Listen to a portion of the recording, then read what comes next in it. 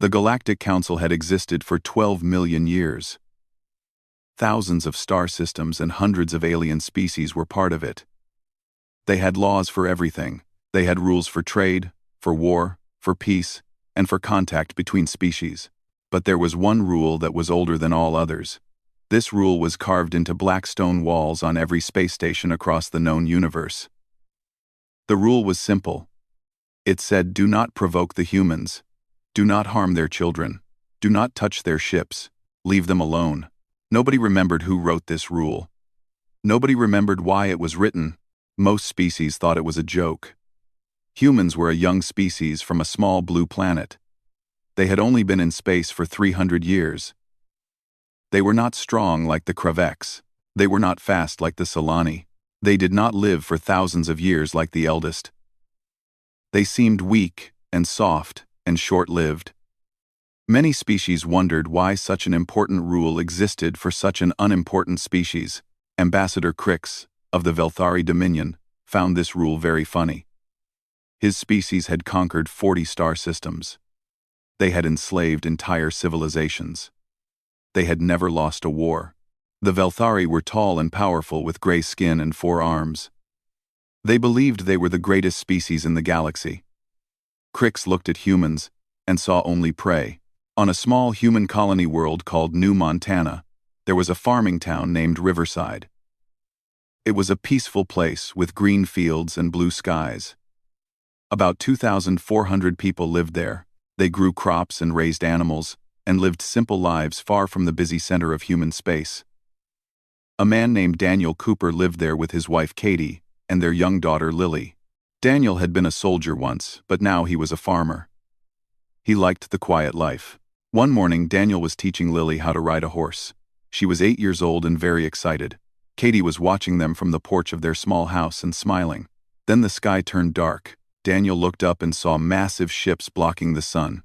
They were Velthari warships. The attack lasted 7 minutes. The Velthari soldiers came down from their ships and started killing everyone they could find. They burned the houses and the fields. They shot anyone who tried to run. Daniel grabbed Lily and Katie and ran toward the underground shelter that every colony had for emergencies. But a blast from a Velthari weapon hit Katie before they could reach it. Daniel carried his dying wife into the shelter while Lily screamed and cried. When the Velthari left, Riverside was nothing but ash and smoke. Of the 2,400 people who had lived there, only 47 survived. They had hidden in underground shelters while their world burned above them. Katie died in Daniel's arms that night. And Lily was gone. The Velthari had taken her along with 311 other children. The news of the attack spread across human space like fire. People were shocked and angry and afraid. But most of all, they were furious about the children. The Velthari had taken human children and nobody knew why. Admiral Nathan Cole received the news on his ship near Earth. He was 53 years old with gray hair and tired eyes. He was known as a calm and patient man. He preferred talking to fighting. His officers had never seen him truly angry. That changed when he watched the recording from Riverside. He watched the Velthari ships arrive. He watched them burn the colony. He watched them grab screaming children and drag them onto their ships. His hands started to shake. He called an emergency meeting with the leaders of Earth's military. General Christina Webb came. She was the head of military intelligence. Captain Ryan Torres came. He commanded the carrier ship Defiance. Dr. Laura Mitchell came. She was an expert on alien biology. They all sat in a small room and looked at each other with grim faces. Nathan asked how many children were taken. Christina checked her computer and said 312. All of them were between 4 and 16 years old. The room was silent for a long time. Christina said the Galactic Council had sent a formal complaint to the Velthari. They expected there would be sanctions and negotiations. Nathan stood up and walked to the window. He looked out at Earth floating in the darkness of space. He said he wanted to speak to the eldest. The eldest was the oldest being in the galaxy. It was made of living crystal and had helped write the original laws of the Galactic Council. When the holographic call connected, the eldest appeared as a shimmering shape of light and glass. The eldest said it had been a long time since they spoke. It assumed this call was about the Velthari incident. Nathan repeated that word. Incident. The eldest said the council would handle this through proper channels. The Velthari would face consequences. Nathan said he was calling to inform the council that Earth was leaving council authority for the duration of this conflict. A ripple of light passed through the eldest's crystal body. It said it urged Nathan to reconsider. War with the Velthari would be costly for both sides. Nathan said they took our children. The eldest paused for a moment. Then it said something strange. It said the rule was not written to protect humans from the galaxy. It was written to protect the galaxy from humans. The eldest said they had watched humanity for a long time. They had seen what humans became when they were pushed too far. The rule existed because the galaxy feared what humans might do. Nathan turned to face the hologram. He said, "Then you should have made sure everyone followed it." Then he ended the call. That night, Nathan sat alone in his room. He opened a locked box and took out an old photograph.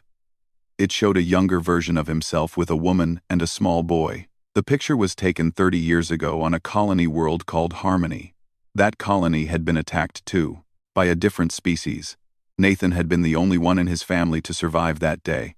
The galaxy had forgotten what humans could do when they had nothing left to lose. Nathan Cole had not forgotten.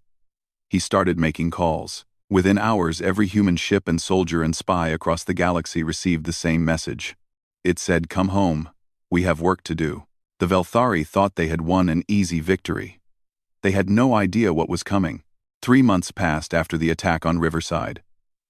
The Velthari Dominion celebrated their successful raid. They displayed the human children as exotic pets in their entertainment halls and fighting arenas. Rich Velthari paid huge amounts of money to own a human child. They thought humans were like rare animals to be collected and shown off. Ambassador Crix was promoted to High Overseer for his bold attack against the humans. He was considered a hero among his people. The Galactic Council watched and waited for Earth to respond. When no response came, they assumed humanity had accepted their loss. Several alien species privately laughed at the humans. They called them cowards. They said humans were all talk and no action. They said the old rule about not messing with humans was clearly just a silly old story with no truth behind it. They could not have been more wrong. In the asteroid belt of the Sol system, far from any prying eyes, humanity had been very busy. Admiral Nathan Cole stood on the observation deck of a hidden space station called Prometheus Base. He watched the largest military buildup in human history take shape before his eyes. 200 warships floated in perfect formation. 40 carrier groups waited for orders. 12 million soldiers and marines trained day and night. And there were weapons and technologies that humanity had kept secret from the galaxy for over a century. Things that no other species knew existed. Things that would change everything. Captain Kevin Price was a young officer fresh from the military academy. He approached Admiral Cole with a message. He said the Velthari ambassador was requesting a meeting. The ambassador wanted to discuss terms for returning the remaining children. Nathan did not look away from the window. He asked how many children were still alive. Kevin swallowed hard before answering. Intelligence reports suggested about 180 were still alive. The rest had died. He could not finish the sentence. Nathan said the word terms very quietly. He said, "Tell the ambassador there will be no negotiations. Tell him that in exactly 72 hours every Velthari who participated in the raid will face justice. Every official who approved it will face justice. Every citizen who bought a human child will face justice. And tell him that if one more child dies before we arrive, we will not stop at those responsible. We will not stop at all." Kevin's eyes went wide. He started to mention council protocols, but Nathan interrupted him gently. He asked Kevin if he had children. Kevin said yes. He had a daughter who was 7 years old. Nathan said, "Imagine someone took her. Imagine you saw recordings of her being sold and hurt and treated like property. Now tell me about council protocols." Kevin was silent for a long moment. Then he stood up straight and said he would deliver the message personally. He left the room with new fire in his eyes. General Christina Webb entered as Kevin left. She said the fleet was ready, but she had to ask if they were really doing this. The Velthari had twice as many ships and 10 times as much territory as humanity. Nathan said that 40 years ago, a species called the Mendari had 3 times their ships and 50 times their territory. The Mendari had killed 12,000 human colonists on a world called Kepler Prime. He asked Christina if she remembered what happened to the Mendari. She nodded slowly and said they did not exist anymore. Nathan asked how long that war lasted.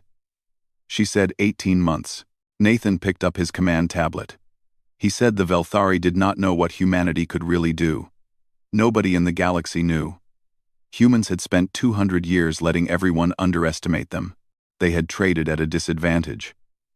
They had accepted insults and small attacks without fighting back. Everyone thought humans were weak. Everyone thought humans were afraid. He pulled up a holographic map of Velthari space. He said we are about to remind them why the rule exists. On the Velthari homeworld of Veth Prime, High Overseer Crix received the message from Admiral Cole. He laughed so hard that his throat hurt. He announced to his council that the humans were threatening them. He said those soft, short-lived creatures actually thought they could challenge the Dominion. His military advisor, Commander Thex, was not laughing. He said he had studied human history and they should not be underestimated. He said human wars were unlike anything else in the galaxy. Crix asked what he meant. Thex explained that most species fought for territory or resources or strategic advantage. They calculated acceptable losses and retreated when the cost became too high. Humans did not think this way. When humans fought for what they called righteous causes, and especially when children were involved, they did not stop. They did not negotiate. They did not accept any outcome other than total victory or total death. They would sacrifice everything to win. Crix waved his hand dismissively. He said this was emotional nonsense. Wars were won by numbers and firepower. The Velthari had both. He said, "Let them come. We will crush them and take more of their children as a lesson." Thex bowed and said nothing more. But that night, he quietly moved his family to a distant colony on the far edge of Velthari space. He had read enough human history to know what was coming. He had read about their world wars. He had read about how they kept fighting even when all hope seemed lost. He had read about what happened to those who harmed human children throughout their history. The punishment was always severe. The punishment was always complete. Across the galaxy, other species watched with interest. Some hoped the Velthari would crush the humans and prove that the old rule was meaningless. Others remembered old stories passed down through generations. Stories about a species that seemed peaceful until you pushed them too far. Stories about a species that would burn down the universe to protect their young. The eldest watched from Council Station Prime. Its crystalline body flickered with ancient light. It remembered why the rule had been written all those millions of years ago. It remembered the species that had broken the rule before. It remembered what had happened to them. None of those species existed anymore. In the darkness of space, 200 human warships began to move. They traveled in perfect silence, with their weapons powered and their crews ready. Admiral Nathan Cole stood on the bridge of the Defiance and watched the stars slide past. The storm was coming, and the Velthari had no idea how bad it was going to be. The first sign that something was wrong came when Velthari Outpost 17 stopped responding to communications.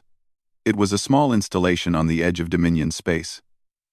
Nobody important was stationed there. The commanders assumed it was just a technical problem. Then Outpost 22 went silent. Then 31. Then the entire Keth sector stopped responding. 47 military installations went dark in less than 12 hours. High Overseer Crix stared at the strategic display in his command center. His forearms trembled with confusion and growing fear. He demanded to know how this was possible. His aide was shaking as he explained. All the patrol fleets were gone. There were no distress signals. There was no wreckage. The ships and stations had simply stopped existing. Crix said that was impossible. Those were heavy cruiser groups with powerful weapons. He ordered the Third Armada to investigate immediately. 6 hours later, the Third Armada was gone too. 140 warships vanished without sending a single message. Admiral Nathan Cole stood on the bridge of the Defiance, watching the remains of another Velthari fleet drift past the windows. The battle had lasted 4 minutes. It had not really been a battle at all. Captain Ryan Torres reported that all enemy vessels were destroyed. There were no survivors.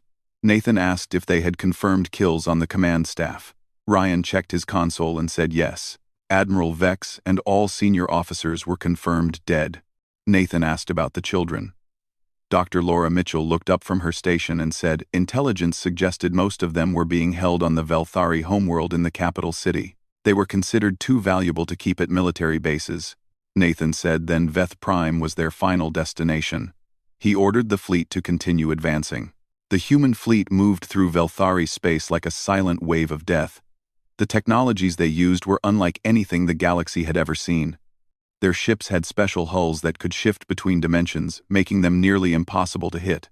Their weapons could target specific genetic markers and kill only Velthari while leaving everything else untouched. Their battle computers learned and adapted faster than any living mind could think. For 2 centuries, humanity had pretended to be a minor species. They had let themselves be overlooked and underestimated. They had accepted bad trade deals and small insults without complaint. The galaxy thought humans were weak and primitive. In reality, humanity had been preparing for exactly this kind of moment. They had been building weapons in secret. They had been training soldiers in hidden bases. They had been waiting.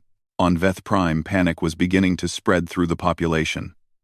Crix had sent the entire Dominion fleet to stop the human advance.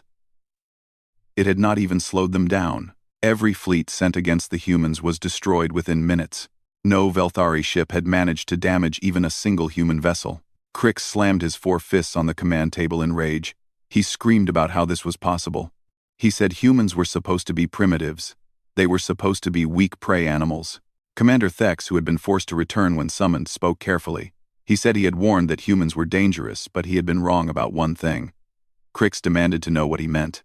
Thex explained that he had thought humans were dangerous because they were emotional. Now he understood that was only part of it. Humans were dangerous because they were patient. They had waited for years. They had watched everything. They had let the galaxy believe they were weak while they built something terrible in the shadows. Every species that attacked them over the centuries had helped them learn. Every war had made them stronger. Every loss had made them more determined. A new alert flashed on the display. The human fleet had entered the Veth system. Over 200 warships were approaching the homeworld in perfect formation. Crix ordered all defensive platforms activated. He wanted every remaining ship and soldier and weapon ready to fight. He said they would stop the humans here. Thex said quietly that they should consider evacuating or surrendering. The humans had offered no terms, but perhaps they might show mercy. Crix's voice rose to a scream. He said, "Surrender to cattle. Surrender to prey. Never." He said the Velthari Dominion had conquered 100 species. They did not bow to anyone. He activated the communication system and addressed all forces. He told them to prepare to defend the homeworld. He said these humans would learn what it meant to challenge the Dominion. Above Veth Prime, the human fleet spread out like a net closing around its prey. Admiral Nathan Cole watched the planet below. Millions of Velthari waited down there ready to fight. Christina said the Velthari were not going to surrender. They would rather die than admit defeat. Nathan said he knew. He was counting on it. Christina asked about the children. If they attacked the planet, the Velthari might use the children as shields or kill them out of spite. Nathan was quiet for a moment. Then he asked Dr. Laura Mitchell if the package was ready. Laura nodded and said the targeted virus was prepared. Once released, it would spread through the Velthari population within hours. It would only affect Velthari biology. The human children would not be harmed. Nathan asked about the mortality rate. Laura hesitated before answering. She said 100%. Every Velthari on the planet would be dead within 3 days. The bridge was completely silent. Christina said slowly that Nathan was talking about killing an entire species. Complete extinction. She said the council would never accept this. Nathan interrupted her. He said the council did nothing when the Velthari took their children. The council watched and filed complaints. He said the galaxy had rules, but those rules only mattered if everyone followed them. The Velthari chose to break the oldest rule. Now they would learn why it was written. He looked at the planet below, at the millions of Velthari, preparing to defend their world. They still believed they could win. They still believed they were superior. Nathan gave the order. Launch the package. Dr. Laura Mitchell's hand hovered over the console. The viral package sat in the launcher waiting for her command. One button press would end the Velthari as a species. 2 billion lives hung in the balance. Laura spoke with strain in her voice. She said there were 2 billion Velthari on that planet. Not all of them had supported the raid. There were children down there too. Velthari children who had done nothing wrong. Nathan said he knew. Laura asked if this was who they were now. She asked if this was what humanity had become. Before Nathan could answer, a new signal appeared on the communications console. Captain Ryan Torres looked up in surprise. He said they were receiving a transmission from the planet. It was not from the military. It appeared to be from a civilian. Nathan said to put it through. The holographic display flickered and a figure appeared. It was a young Velthari, barely more than a child by their species standards. Behind the young alien, Nathan could see dozens of human children huddled together. They looked scared, but they were alive. The young Velthari spoke in broken English. It said, "Please, human admiral." It said its name was Seer. It said it was a caretaker. It said it had hidden these children from the overseers. It knew what its people did was wrong. It had tried to protect the human children. It begged the admiral not to punish everyone for the crimes of the leaders. A small human girl pushed past Seer. She looked about 8 years old with messy brown hair and a dirty face. She asked if the admiral was there to take them home. Nathan felt something crack inside his chest. He asked what her name was. The girl said her name was Emma Bradley. She said her daddy was a farmer. She said the bad ones took her, but Seer kept her safe. She said, "Please do not hurt Seer." General Christina Webb watched Nathan carefully. She had served with him for 20 years. She had seen him make impossible decisions in impossible situations. But this was different. This was the moment that would define what humanity would become. Nathan asked Dr. Mitchell how precise the virus targeting was. Laura said it was genetic. It would affect all Velthari everywhere. Nathan asked if she could modify it. Could she make it target only specific individuals instead of the whole species? Laura's eyes went wide. She said that would take weeks at minimum. It would require genetic samples from the specific targets. Nathan turned back to the hologram. He asked Seer how many Velthari had tried to protect the children. Seer said many had tried. The raids were ordered by the overseers and the military. Common people did not want this to happen. Some had hidden children at great risk to themselves. Others had spoken against it and been silenced. Nathan asked where High Overseer Crix was now. Seer said Crix was in the central command bunker with his council. They would not surrender. They were too proud to admit defeat. Nathan closed his eyes. When he opened them, something had changed in his face. The cold rage was still there, but it had been tempered by something else. He asked Christina what their ground force capability was.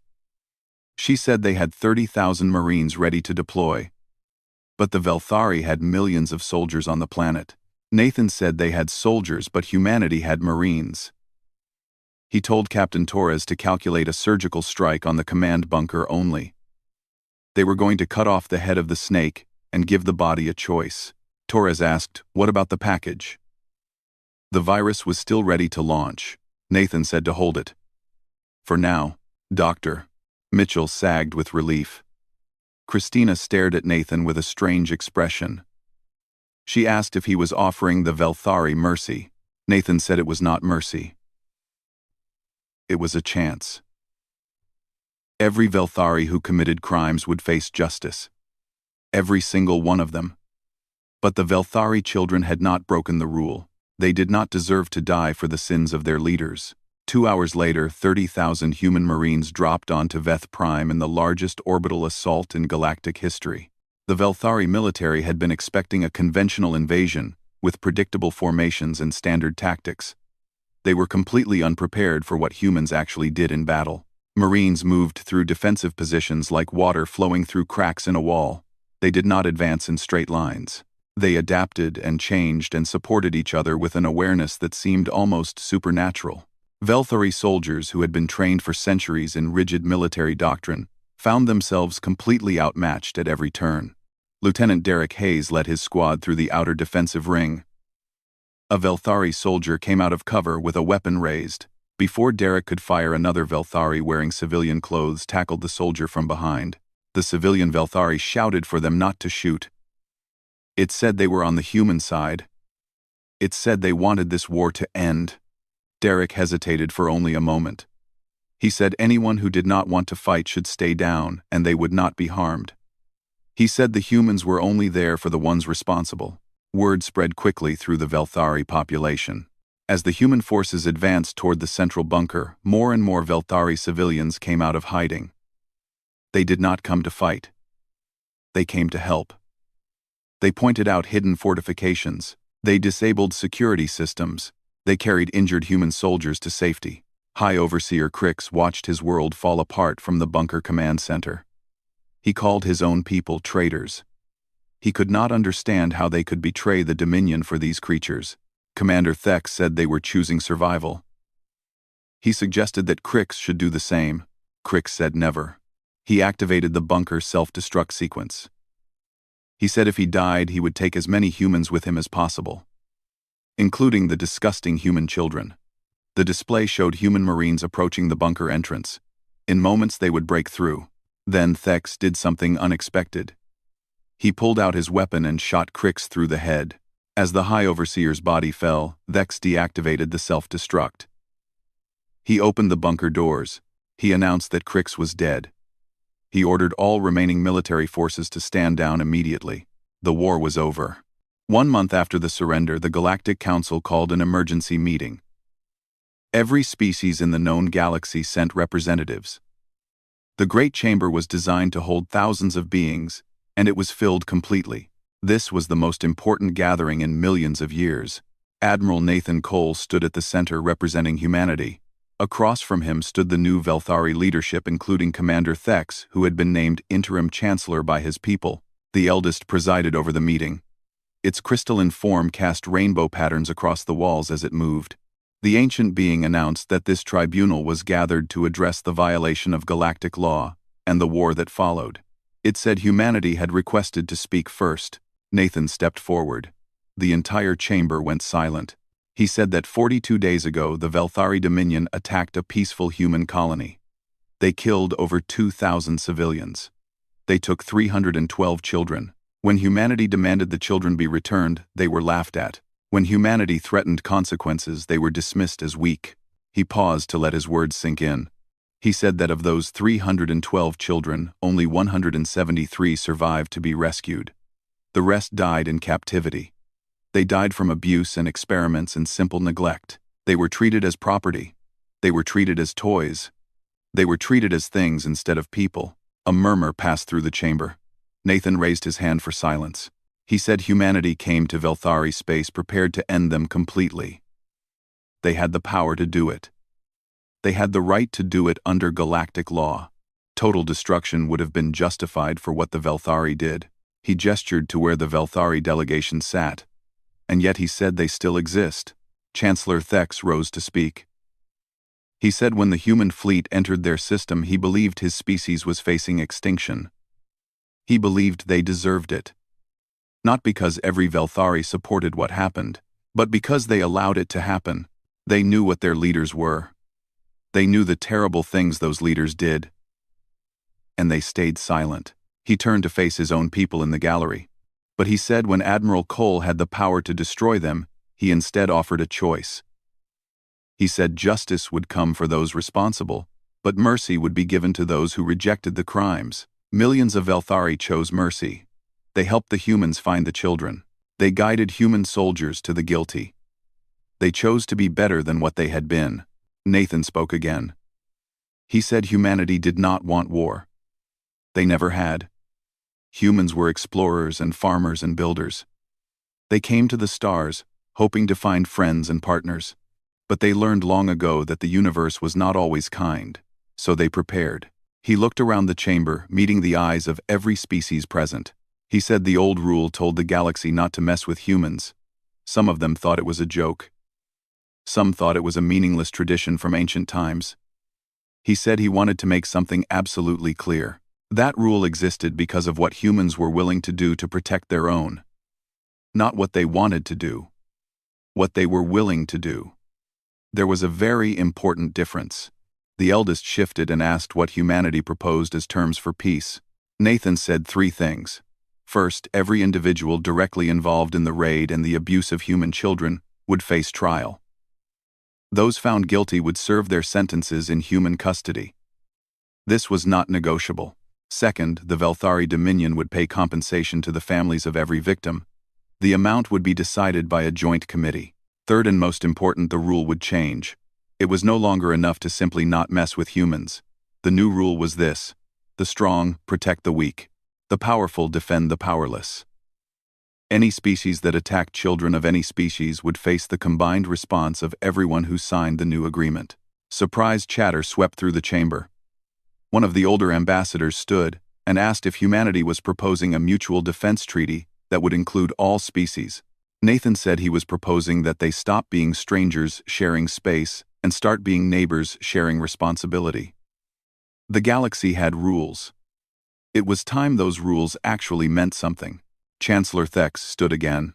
He said the Velthari people accepted these terms. He said they also volunteered to be the first species alongside humanity to sign this new agreement. He said let their shame be transformed into purpose. Let them be remembered not for what they did but for what they helped build. The eldest was silent for a long time. When it finally spoke, there was something in its voice that almost sounded like hope. It said in 12 million years, this council had seen countless wars and treaties. It had watched species rise and fall. It had kept order through rules and fear. But perhaps it said they had been doing it wrong. The council voted. The result was unanimous. Every species agreed to the new accord. 6 months later, Admiral Nathan Cole stood on the rebuilt grounds of Riverside Colony on New Montana. Where there had been ash and destruction, new buildings were rising. Where there had been graves, new gardens were growing. Daniel Cooper stood beside him. In his arms was his daughter Lily. She was one of the children who had been rescued from Veth Prime. Daniel said they were calling it the Cole Accords. He said it was a fancy name. Nathan shook his head. He said it should be called something else. Something about second chances. Something about mercy. Lily pulled on Nathan's sleeve. She said Seer had sent her a message. The young Velthari who had protected the children was coming to visit. Seer wanted to see the horses. Nathan smiled. It was the first real smile his officers had seen from him in years. He said that sounded wonderful. Above them, ships from a dozen different species moved through the sky. Their crews worked together on rebuilding and bringing supplies. The galaxy was changing. Slowly and imperfectly, but changing all the same. On every space station and diplomatic outpost across the known universe, the old rule remained carved in black stone. But next to it, a new inscription had been added. It said, "The strong protect the weak. The powerful defend the powerless. All who attack children will answer to those who refuse to let evil go unanswered." Beneath the words were the signatures of 200 species shining in the light of 1,000 stars, including the signature of a species that had once been feared. Now they were trusted, and the galaxy was better for it.